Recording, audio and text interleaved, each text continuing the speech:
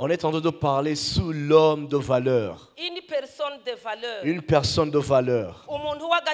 Une personne de valeur.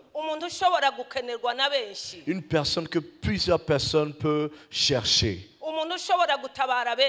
Une personne qui peut aider plusieurs.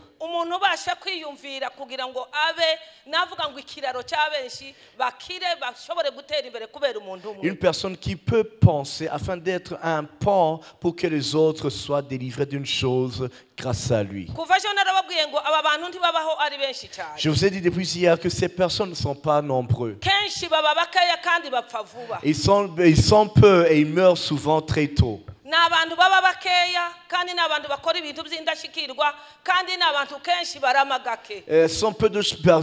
Ces personnes sont peu, ils vivent pas longtemps et ils font des choses que plusieurs n'atteignent pas.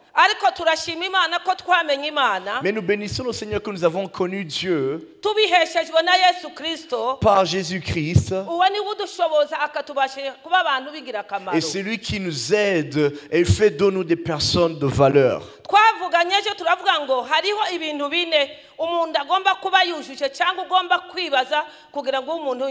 Et on a parlé d'hier qu'il y a 4 qualificatifs qu'une personne doit avoir pour devenir une personne de valeur. La première chose, vous allez me rappeler, vous êtes des bons étudiants, j'espère.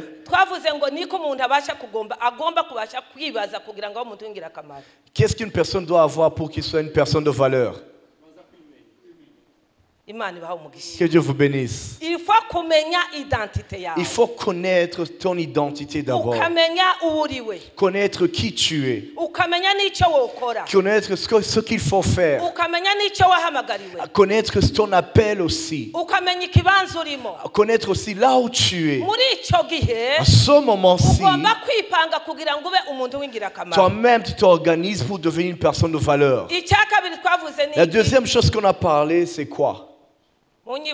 Rappelle-moi. Avoir un mentor. Bishop, c'est un bon étudiant. Acclamons beaucoup pour le Bishop.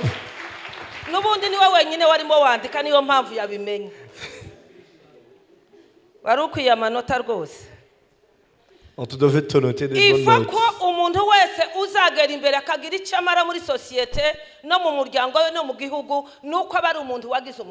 Toute personne qui est de valeur ou qui va être quelqu'un qui va faire des grandes choses, cette personne doit être éduquée d'abord. Il n'y a aucune chose qui existe qui n'a jamais existé avant. Tout ce que nous voyons ont existé à un certain moment. C'est-à-dire que ces choses-là ont été faites par les autres.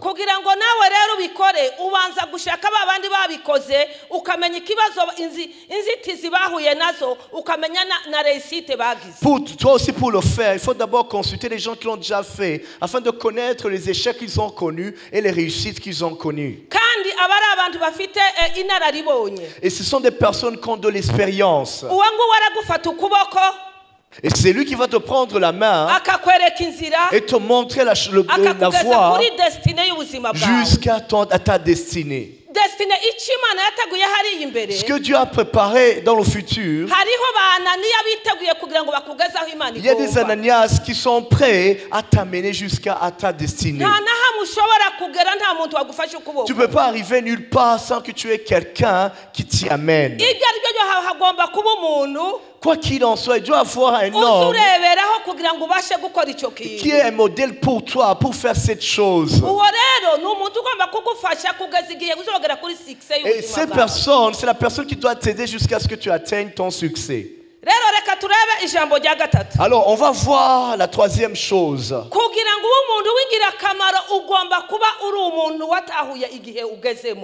Pour être une personne de valeur, il faut d'abord comprendre le temps dans lequel tu es. ukamenya ese ndi mu kihe gihe. Il faut comprendre le temps dans lequel tu te trouves. Iki gihe kiri favorable kugira ngo mbashe kugira icyo nkora. Et que est-ce que ce moment est favorable, ce temps est favorable pour faire ce que je dois faire. Cyangwa iki gihe ntibikunda kuko ndabona hari inzitizi nyinshi. Ou ce temps n'est pas favorable, je vois encore qu'il y a encore des obstacles. Igihe n'uruhererekane navuga ngo rw'ibintu byinshi cyangwa se rw'ihinduka. Le temps, c'est comme une succession de plusieurs choses ou de plusieurs changements. Icyo gihe gituma umuntu umenya ngo ndabyitwaramo muri iki gihe ese ningenda nkavansa ndagera mu nsinzi cyangwa se nabanza ngahagarara gato ngategereza igihe. À ce moment-là, quand tu as compris dans quel temps tu te trouves, tu sauras quoi faire, s'il faut s'arrêter ou s'il faut avancer. Igihe rero ni kado duhabwa n'Imana kandi icyo gihe tugomba kugihunga. Alors le temps, c'est un cadeau qui vient de Dieu et tu ne dois pas aussi échapper ce temps-là. Igihe uhagaze ukumva ko hari icyo ugomba gukora ugomba guhagarara ugatekereza ukavuga ngo niki ngomba gukora kugira ngo mbashe kuronka réussite. Si tu es dans le temps, tu dois agir, tu dois d'abord réfléchir et réfléchir sur ce que tu dois faire pour que tu puisses avoir la réussite. Kuko abanyabwenge baravuze ngo iyo igihe gitambutse nticyongera kugaruka. Les sages ont dit le temps perdu ne revient jamais. Noneho rero ifago kuprofita iyo occasion mu gihe uyirimo. Alors il faut profiter de cette occasion tant qu'elle t'est offerte. Mudusomere muri Genèse mu itangiriro igice cya 45 umurongo wa 5. On va lire dans Genèse 45 verset 5. Ufite Bibiliya somerera 45 umurongo wa 5 muri Genèse Itangiriro.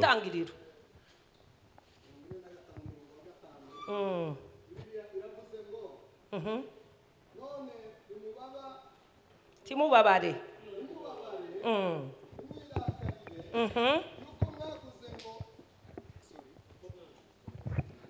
Reka dusome abantu bose bumve. N'itangiriro igice cya 45 umurongo wa 5. Bibiliya iravuze ngo none ntimubabare ntimwirakarire yuko mwaguze ngo nzanwe ino kuko Imana ariyo yatumye mbabanziriza ngo nkize ubugingo bw'abantu. Amen. Hallelujah. Amen. Bwana asifiwe. Tugiye kureba umwanya.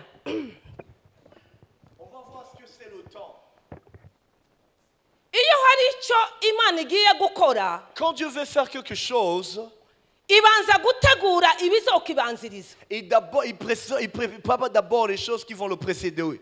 Imana yari izi neza ko Israeli ari ubwoko bwabo kandi ari ubwoko buzagenda buhura n'ibibazo. Dieu savait que le peuple d'Israël, le fils d'Israël, le peuple d'Israël aura beaucoup de combats dans leur parcours. Rero kugira ngo bagere muri Egypte, alors avant qu'ils arrivent en Égypte, mu by'ukuri bajanyweyo n'ikibazo. En vérité, ils sont allés à cause d'un problème. Ils sont allés là-bas à cause de la famine.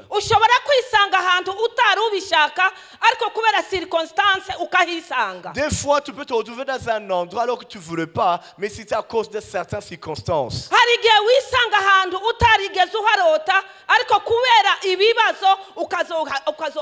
Des fois, tu te retrouves dans un endroit où tu n'aurais jamais imaginé que tu y serais, mais à cause des situations, tu te retrouves.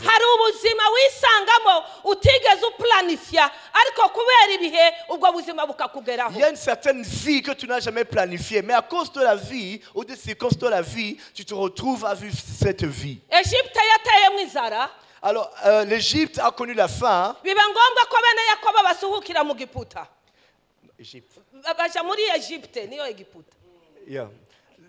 Canaan a connu la faim, la famine, et ce qui a fait que les fils d'Israël émigrent vers l'Égypte. Mais leur bénédiction,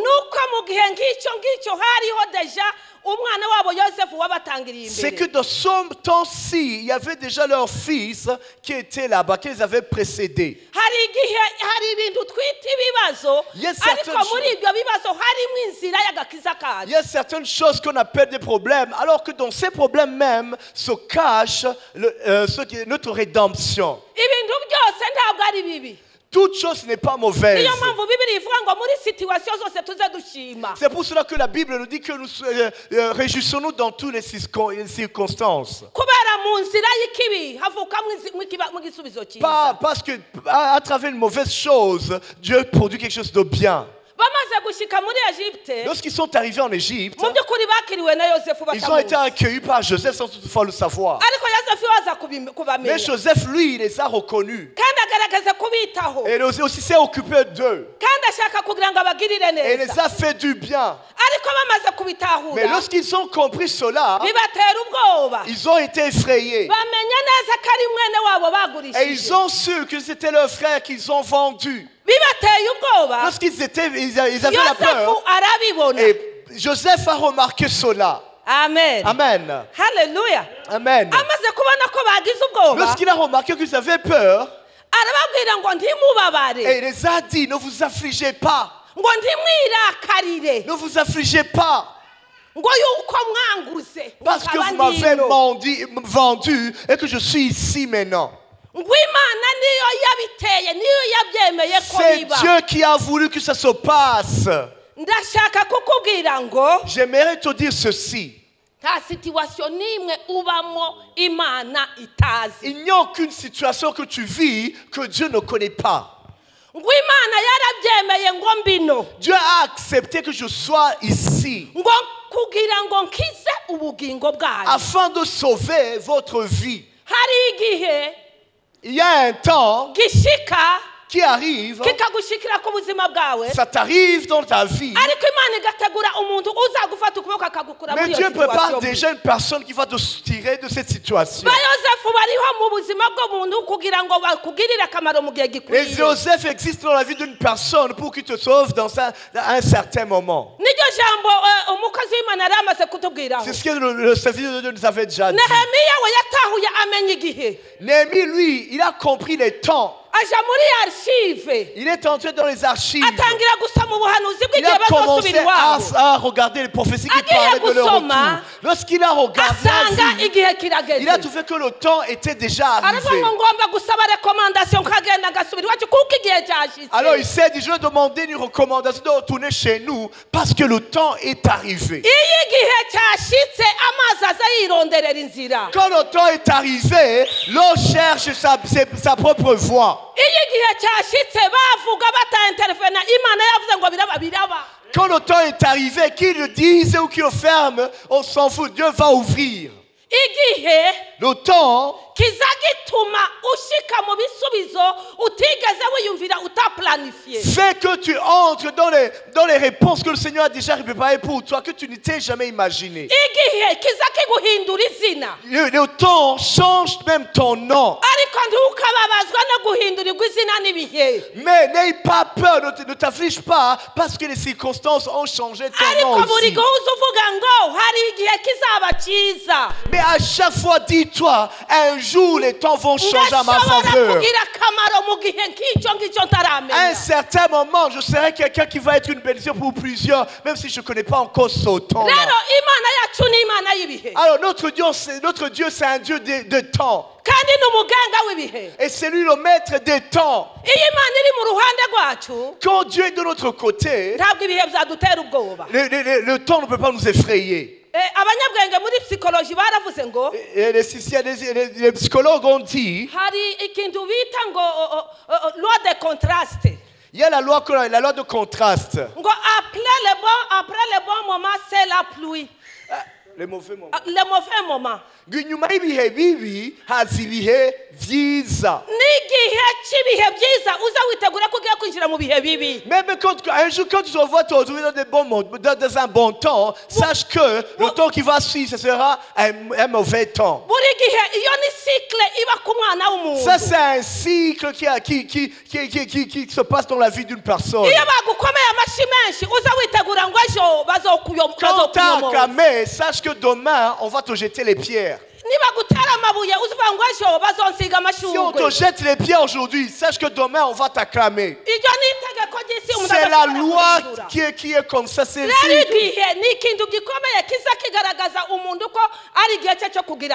Alors le temps, c'est une chose qui est importante, qui montre qu'une personne, son temps est arrivé de montrer ce qu'il a donné au monde. Quand tu regardes dans Ecclésiaste chapitre 1er, chapitre 3, Ecclésiaste chapitre 3, chaque chose a son temps. Il y a un temps pour tout et un temps pour toutes choses sous les cieux. Un temps pour naître et un temps pour naître. Même ce moment, il y a des gens il y a des enfants qui sont en train de naître et des personnes qui sont en train de mourir. Si tu vas dans des hôpitaux,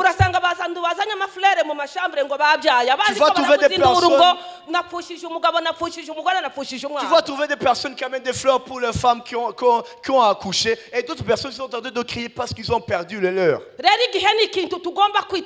Alors on doit s'occuper beaucoup du temps. Et qu'on comprenne, est-ce que ce temps est arrivé pour faire ceci? Est-ce que dans le temps dans lequel je me trouve, qu'est-ce qu'il faut que je fasse? Qu'est-ce qu'il faut faire dans ce temps? Qu'est-ce qu'il faut changer? Parce que Dieu nous a donné cette capacité. On va parler de la dernière chose.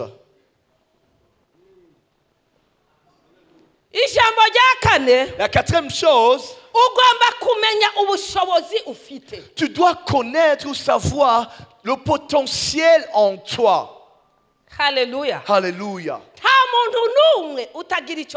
Il n'y a aucune personne qui n'a pas un potentiel quelconque. Toute personne a un potentiel qui est en lui. Et c'est ça qui va être une bénédiction pour les autres.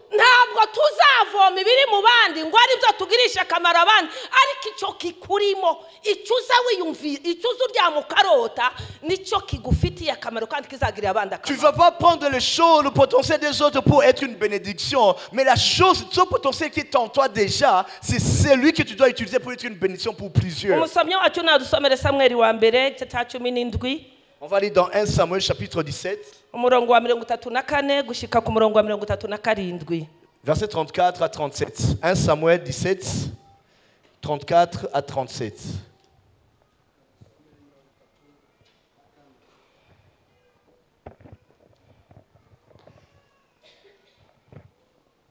Bibiliya iravuze ngo Dawidi asubiza Samweli ati umugaragu wawe naragiriraga intama za data iyo zaterwaga n'intare cyangwa idubu zigakura umwana w'intama mu mukumbi narahubukaga nkayikubita nkayiyambura mu kanwa kayo yamvumbukana nkayicakira akanwa nkayivutagura nkayica. Yes. Dusubiremo. Komeza nuko ubwo umugaragu wawe yishe intare n'idubu uwo Mufilisitiya utakebwe azapfa nk'imwe muri zo kuko yasuzuguye ingabo z'Imana ihoraho. Dawidi arongera aravuga ati Uwiteka wandokoye mu nzara z'intare. Uwiteka wandokoye mu nzara z'intare n'idubu azankiza no mu maboko y'uwo Mufilisitiya. Haleluya. Haleluya.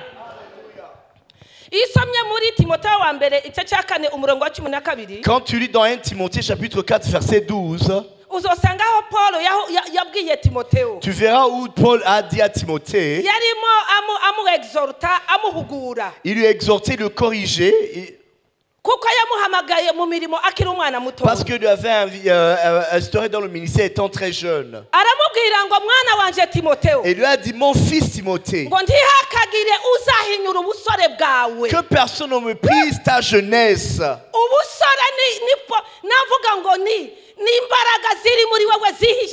Ta jeunesse, c'est le potentiel. La jeunesse, c'est une chose qui est en toi que tu peux utiliser pour être une bénédiction pour plusieurs. Vous vous rappelez quand Jésus était ressuscité? Paul et Pierre et Jean sont tous courus vers la tombe. Qui est arrivé le premier? C'était Jean. Pourquoi? Parce qu'il était encore plus jeune. Mais Pierre, lui, même s'il courait, il ne courait pas très vite. Mais lorsqu'il est arrivé sur la tombe, lorsqu'il est entré, il a su que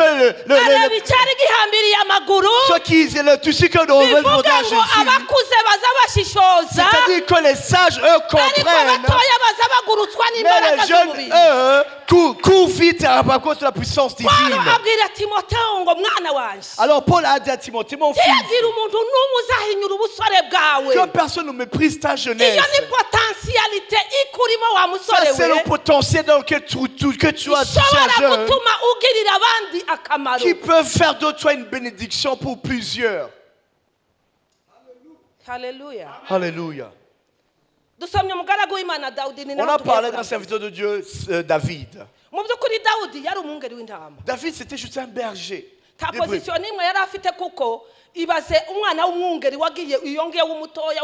C'était juste un cadet qui s'occupait seulement des brebis de son père. Même dans la famille de son père, il n'était pas considéré. Même le jour où Samuel a ouin, on l'avait oublié. Son père avait présenté toujours ses grands frères qu'il considérait. Mais il avait oublié. Il avait oublié. Je vais te dire ceci. Les hommes peuvent t'oublier, mais Dieu ne faut pas t'oublier.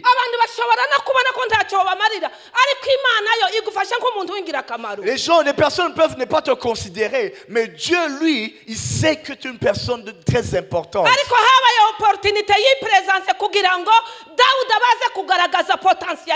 Mais il y a eu un temps où ce qui s'est présenté pour que David puisse manifester le potentiel qui était en lui.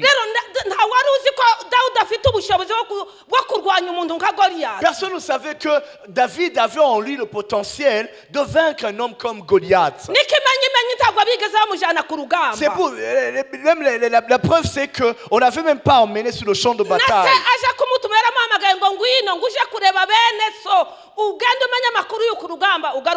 Même quand son père l'a envoyé sur le champ de bataille, c'était pour s'informer de ce qui se passait. C'était la seule façon de connaître ce qui se passait sur le champ de bataille. Mais le fait que David est allé sur le champ de bataille et que lorsqu'il est arrivé, il a bu sur la coupe de... Il est arrivé dans la vallée de Ela. Et il a trouvé Goliath en train d'insulter le peuple de Dieu. À ce moment-ci, il a senti quelque chose en lui.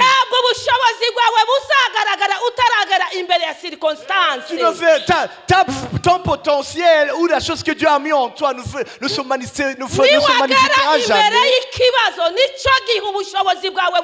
Tant que tu ne feras face à un problème. Le jour où tu feras face à un problème, c'est là où la force que Dieu met en toi se manifestera. La force qui est en toi. Attends seulement quelque chose qui va le provoquer. Et cette chose qui va la provoquer, il dira, hey, cet homme c'était un guerrier.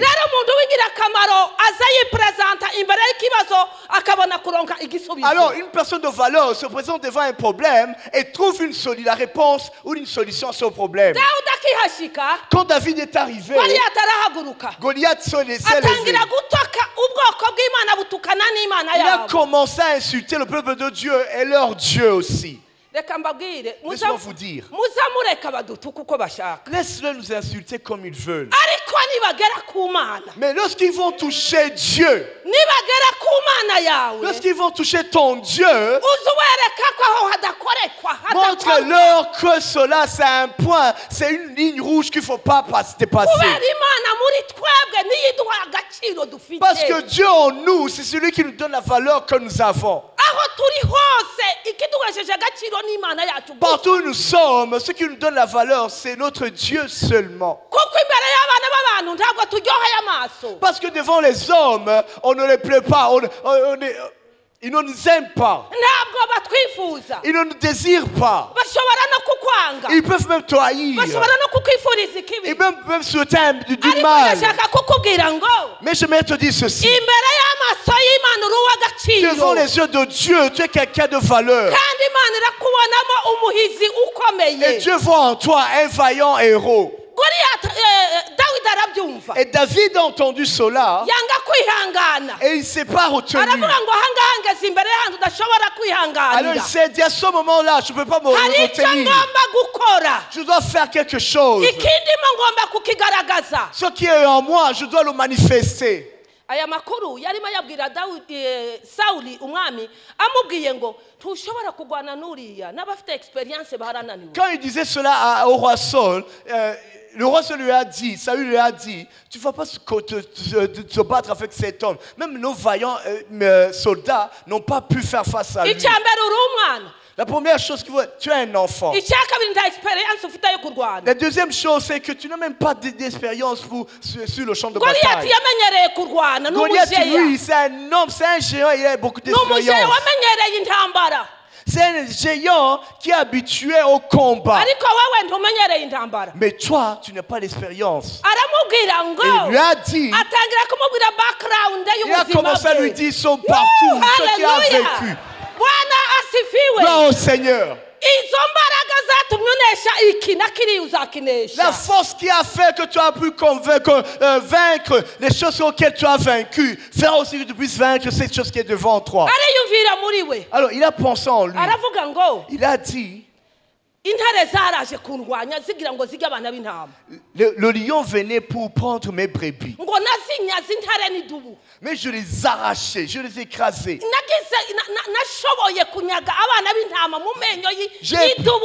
J'ai pu arracher mes brebis dans les griffes des lions et des ours. Alors, ce Philistin, ce Philistin qui n'est pas c'est inconscient aussi. Devant lui, c'était comme un petit chien.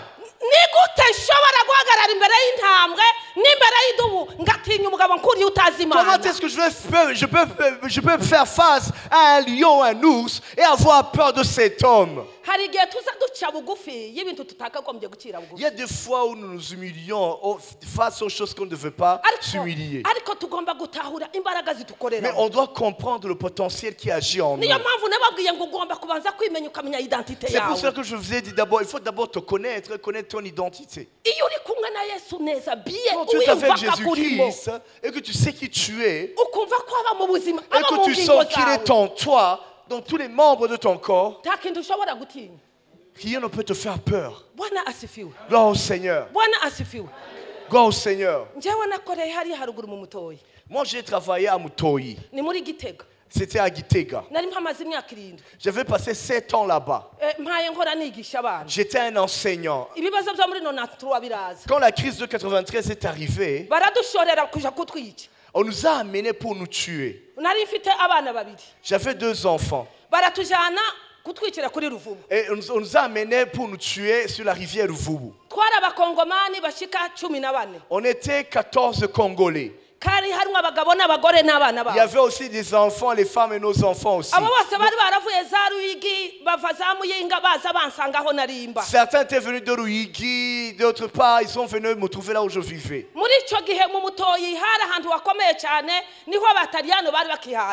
À ce moment, à Mutoyi, c'était un endroit très important parce que c'était à ce moment que les Italiens y venaient. Il y avait une vie facile. était bonne.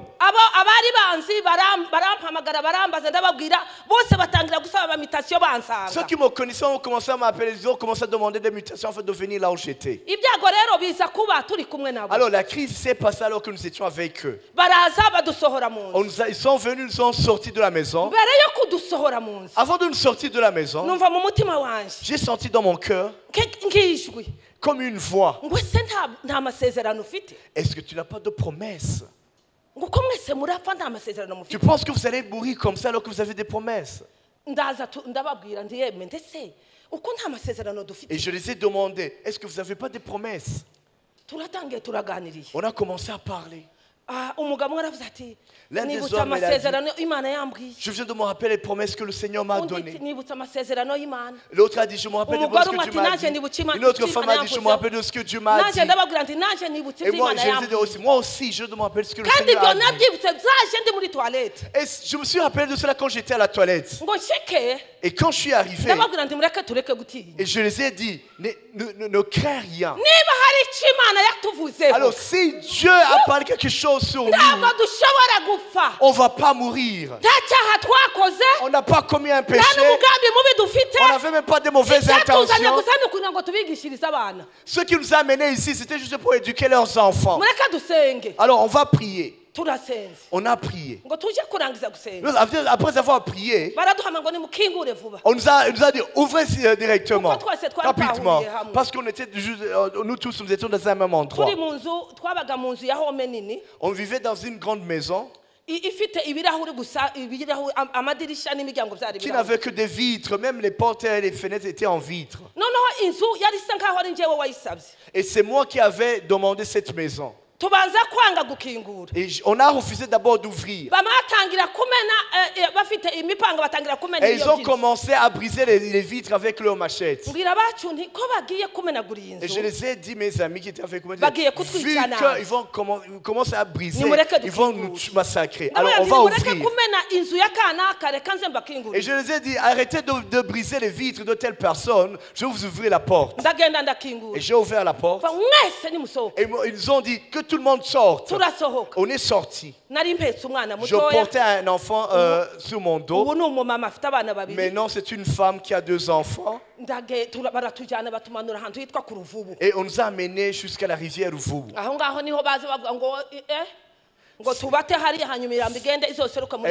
Et on disait, c'est là on va les tuer, on va laisser le corps partir jusque là où la rivière va les jeter. Je ne veux pas avoir peur de dire ce que le Seigneur a fait. Nous sommes allés tous.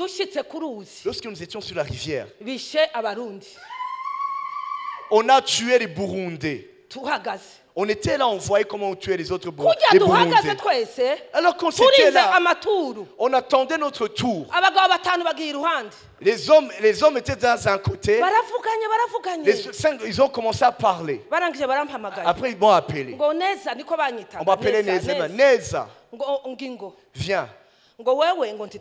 Toi, 5 hommes se sont mis à part, ils ont commencé à discuter, on m'a appelé. On ne va pas te tuer, toi. On a pensé aux 7 ans que tu as passé ici en enseignant nos enfants. On ne peut pas te tuer. C'est comme ça que vous avez vu les choses. Moi, je portais un enfant sur mon dos et l'autre, mon aîné, je le prenais par la main. Et je les ai dit alors, vous venez de bien faire. Vous voyez toutes ces personnes avec qui je suis. Il y a mes frères, il y a mes soeurs. Tous ces personnes sont venus de plusieurs parties pour venir chez moi. Parce que c'est moi la première Congolaise qui a vécu ici à Mutoyi. Alors si vous avez eu pitié de moi, ayez pitié de toutes ces personnes qui sont avec moi.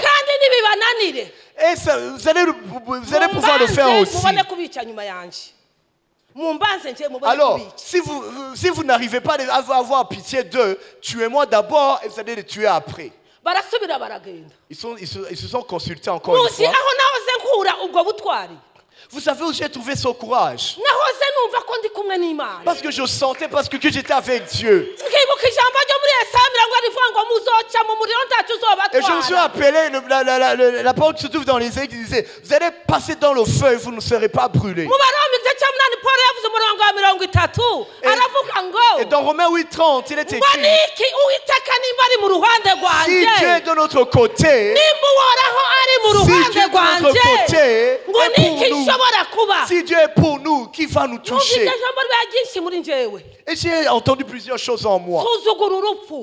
Et j'ai sous-estimé la mort.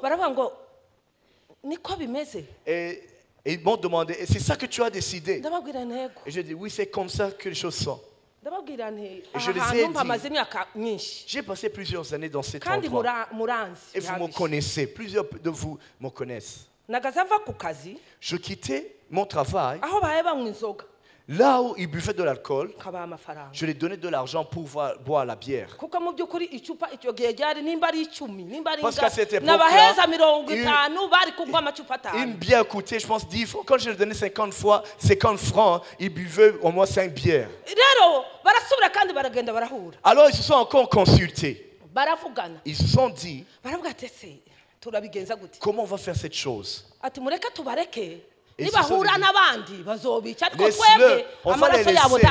On va les laisser partir. S'ils se rencontrent un autre groupe, ils vont les tuer. Mais nous, on va pas les tuer. Alors ils m'ont dit, prends le groupe avec qui tu es et rentrez. Oh, hallelujah. Alléluia. On doit être des personnes de valeur dans toutes les circonstances. Ça aurait servi à rien si j'étais moi qui étais sauvé seul alors que mes frères et mes soeurs étaient tués. Nous tous, ils nous ont ramenés dans notre maison. À ce moment, à la maison, ils priaient pour nous. Partout, on priait pour nous. Lorsque Bishop est arrivé à Uvira, il est parti pour voir Bishop Gapango.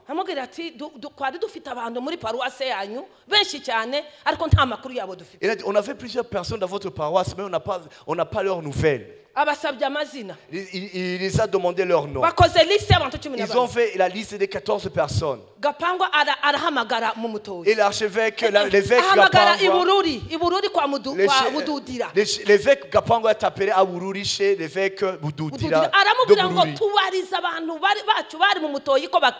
Il lui a demandé, cherche si nos frères qui sont là-bas, les 14 personnes, sont toujours vivants. Au bon moment, soit une personne de valeur.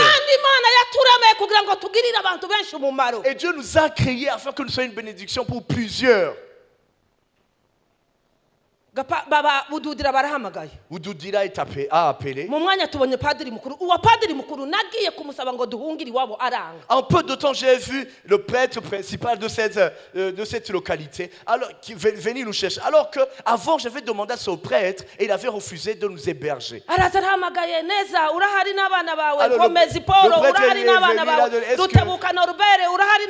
que Neza et tes enfants, mon Norbert, tel et tel tes enfants, vous êtes là? On lui a dit, nous sommes tous là. Et après 3 semaines, une voiture est venue vers 1h du matin. On a enlevé les barricades qu'on avait mis. On nous a amenés jusqu'ici à Djabé. Et voilà, aujourd'hui je suis là, je suis en train de prêcher. Certains maintenant ils sont au Canada, les autres sont aux États-Unis. Une personne, c'est la seule personne qui est morte, mais il était arrivé chez elle. Et il est mort d'une maladie, une hernie. Mais nous tous, nous sommes vivants. Dieu t'a créé pour que tu sois une personne de valeur dans des circonstances. Alors, David a eu son courage. Il ne connaissait pas Goliath.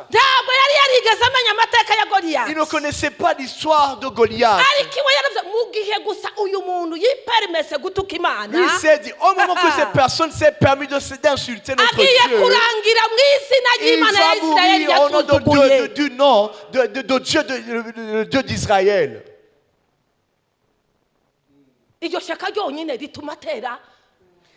Son courage, sa passion a fait que Cette passion a fait qu'il a tué Goliath, ce qui a poussé les femmes à chanter que Saül a tué les 1000, mais David, lui, il en a tué 10 000. Je finis par en te disant ceci. Cette chose qui est en toi, c'est ça qui va être une bénédiction pour plusieurs. Tel que tu es. Tel que tu es. Avec ton caractère, c'est ça qui va être une bénédiction pour plusieurs. Alors, Paul dit à Timothée, 1 Timothée, chapitre 4, verset 14. Ne néglige pas le don qui est en toi.